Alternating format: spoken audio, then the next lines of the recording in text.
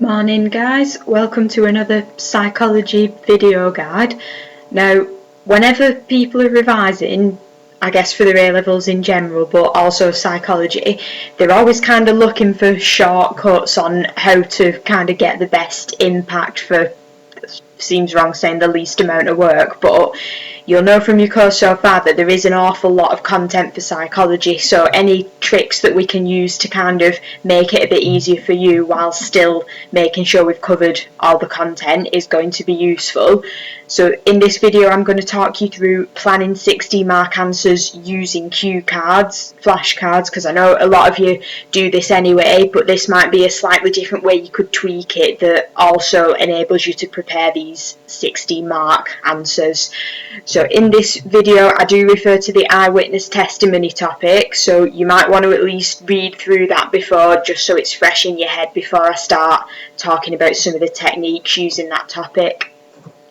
So we said in the other video on 60 mark questions, AQA your exam board say they can be asked on any reasonable content on your specification.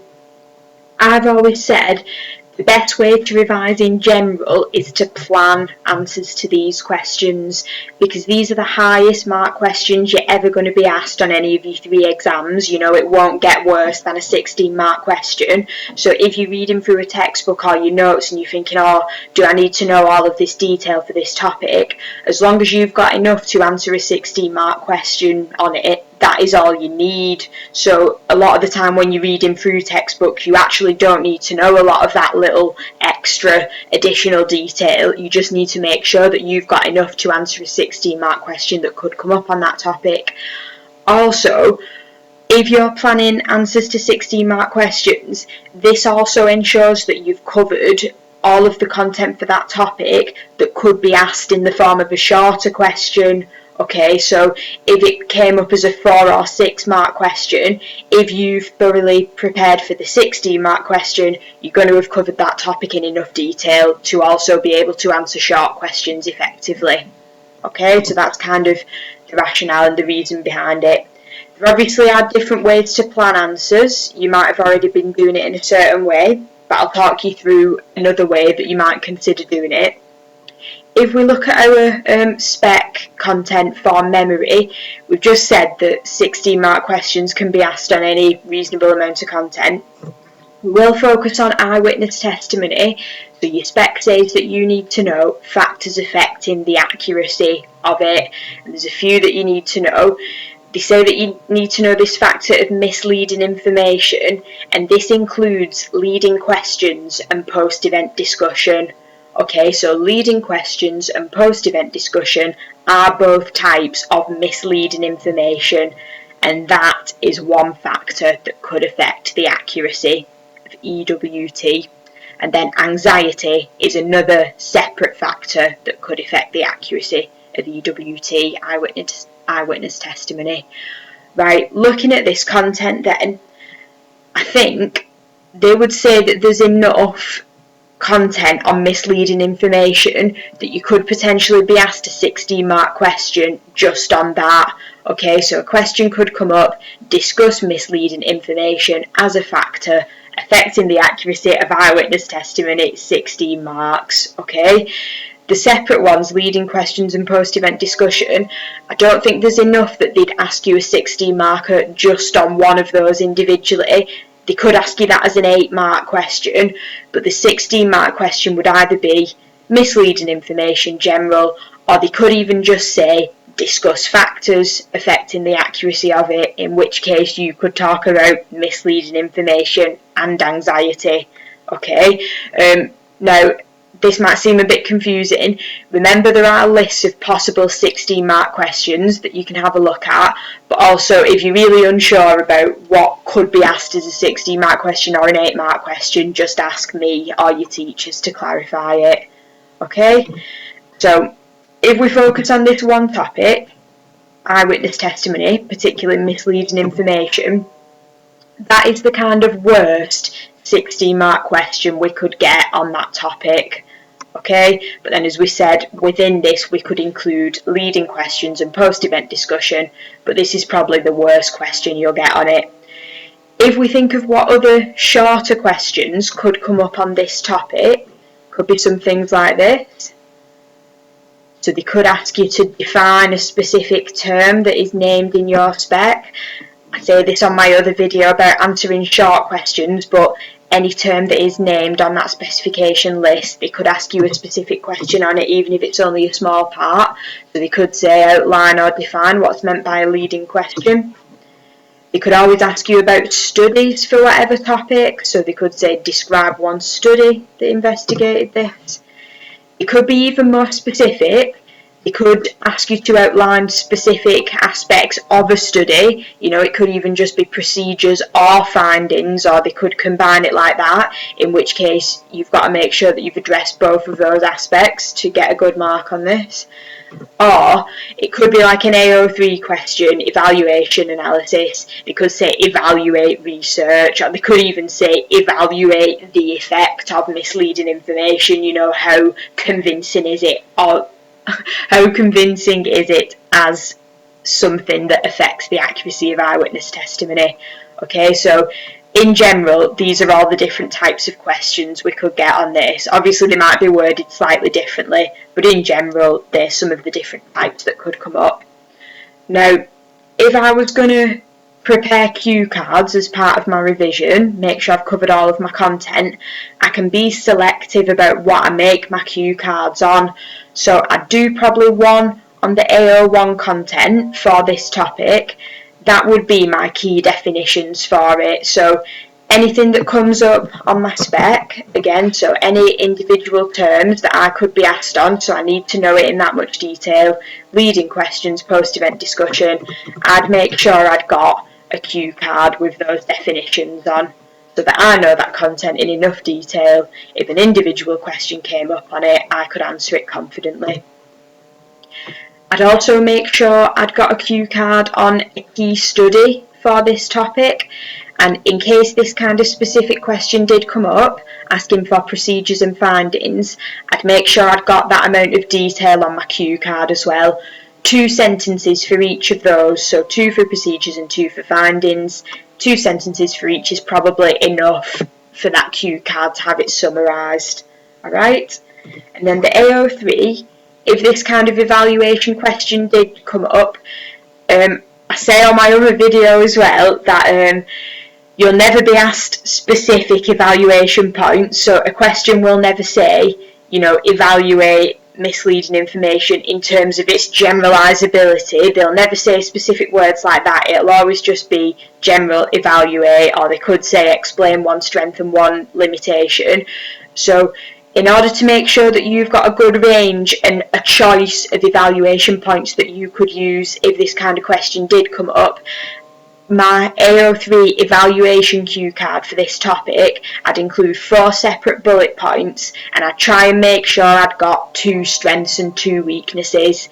This won't always be the case because some topics have more strengths and weaknesses than others, and that's fine. You know, again, the most they'll ask you for is 1 strength and 1 weakness. They'll never say, you know, give me 2 strengths and 2 weaknesses of this, so that's fine. But in general, for each topic, if you can try and get 2 strengths and 2 weaknesses, that gives you a broad range of content that you could use to answer that question. And the strengths and weaknesses, they can be those Graves points that you've got in your notes, so things like generalisability, reliability, you know, you can use those Graves points for evaluation, or equally, if there's any others that you have found online or in a revision guide that you understand better, you can use those, but the point is, don't try and remember more than 4. That is enough as you'll need for a 16 mark question or any short question that comes up. So choose the 4 that you can learn and remember the best, but don't try and learn any more than those. I'll just say this quickly as well. Evaluation points could also include supporting or opposing research. So although I've said include the key study as AO1, you know, you should always have 1 key study that you'd use for each topic, but you could also use other supporting and opposing research for evaluation if you wanted to. Okay, so that's how I'd split up my cue cards. Now, I'll tell you the reason for doing this in a minute, but some of you will look online at like Tutor to You and different places online, and you'll find that you've got like packs of cue cards that are available to buy. But cue cards are only really effective if you make them, because you're going to have written it in a way that you understand. Even the process of creating them is going to have made the information go into your head more. So I'd kind of advise against buying these packs of them online. I'd try and make your own wherever possible. If you haven't started doing so already, start making your cue cards now and keep looking over them for this mock that's coming up, but also your proper exams at the end of year 13. People can get like, you can buy packs from the supermarket or whatever that have like a key ring in, so it keeps it all together in one. If you can't buy those at the minute, what I do is just like hole punch in the corner and then put like a bit of string or a treasury tag through it, and then you could have like all your psychology ones together, carry them round with you. I usually say like read through them when you're on the bus or the train or whatever, but that's not really possible at the minute. But what I'm saying is like keep them all together in a stack. Every time you've got a spare 5 minutes, just flick through them. Even if you're doing that, you won't really feel like it's going into your head, but the more you keep repeating them like that, you know, the more effective it will be eventually for retaining that information when it comes to recalling it for your exams. Okay, but if you make cue cards in the format that I've just described on this slide as well, that can then also act as a 16-mark essay plan for each topic. So I'll show you what I mean by this. So, and one example to show you. The first one in yellow is my AO1 cue card. So I'm still focusing on this topic, but I've picked out anything that comes up on my spec that I think I could be asked to define, and I've made sure I've got detailed definitions of those terms that I can remember, and I've just highlighted them.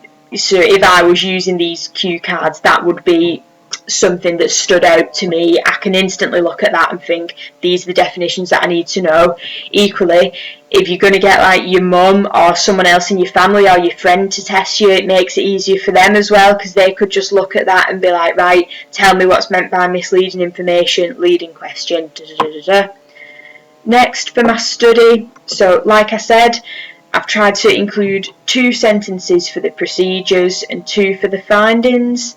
That is enough detail that that would give me enough to write about if a question came up on this. Done it for another study, so I've done my 1 for leading questions, which is the Loftus and Palmer study, how fast were the cars going when they blur each other. That's the leading questions. But then you've also got this one for post-event discussion. Sorry, I should have put these titles on here actually. So this is the one for leading questions. This is the one for post-event discussion. But actually, another important thing to say is that if a question did come up saying discuss or outline one study into misleading information, if you've got this title on these cue cards as well, you know that you could use either of those studies for a question that came up on them. Okay, so same 2 sentences for procedures, 2 for findings. And then my evaluation one, as I said, try and do 2 strengths and 2 weaknesses. So I've done strength, weakness, weakness, strength. I've highlighted what the overall point is that I'm making. So the fact that the experiments are highly controlled, however lab experiments might be demand characteristics decrease validity. I have done 1 opposing research, Ewell and Cutshall, and I've put a strength is that there's real life applications. So again, I've just highlighted what the key points are, so if I was looking at that, I could instantly think, you know, this is the evaluation point that I'd have to make. But then also, if someone else is helping you and testing you, they can say, you know, what does it mean by research being highly controlled, and then you can try and expand on it a little bit more. What this means then is, if you had all these cue cards, obviously you'd kind of like print them out, cut them out, or write them on paper. If you then put all these together on your desk or whatever, or on a table, you've then got the plan to a 16-mark answer to this. Okay, so you've got your AO1 sections, your first couple of paragraphs, you've got 1 key study, you would only need, pardon me, 1 of these for a 16-mark answer, but then you've also got your 4 evaluation points that you've that you could use to go into enough detail for AO3. Okay, so this is what I'm meaning by this. I know a lot of you use cue cards anyway, but this is maybe a slightly different way that you could do them that would also result in detailed plans for any 16 mark question.